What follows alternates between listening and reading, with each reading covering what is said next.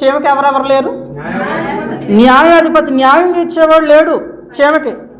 పై విచారణకర్త, నువ్వెందుకు పనిలోకి వెళ్ళలేదు అని అడిగేవాడు లేడు. ఏమండి చీమ దగ్గరికి వెళ్ళి, నువ్వెందుకు ఈరోజు పనిలోకి వెళ్ళలేదు, ఎందుకు ఆహారం సమకూర్చలేదు అని అడిగేవాడు ఎవడైనా ఉన్నాడా? అడిగేవాడు లేకపోయినా సరే కష్టపడుతుంది. స్తోత్రం చెప్పండి. నేను ఎవరికి లెక్క చెప్పనవసరం లేదు అని గీరగా ఉండలేదండి, కష్టపడుతుంది అంతే.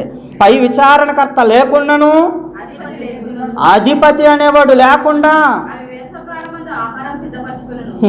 మనకు చెప్పేవాళ్ళు 3 మంది ఉన్నారు. మన అమ్మ ఉంది, బాబు ఉన్నాడు. ఒరే వెళ్ళురా, పనికెళ్ళురా, పనికెళ్ళురా, పనికెళ్ళురా, పనికెళ్ళమ్మా, పనికి చెప్పేవాళ్ళు ఉన్నారా లేదా? 3 మంది ఉన్నారు. కానీ చీమలకు ఉన్నాయండి చెప్పేవాళ్ళు? ఎవరు లేరు. చెప్పేవాళ్ళు ఎవరు లేకపోయినా చీమే బాధ్యతగా తన జీవితాన్ని గడుపుకుంటే నేను అంటాను, నువ్వు ఇంకా బాధ్యతగా బ్రతకాలి. నేను చీమ కన్నా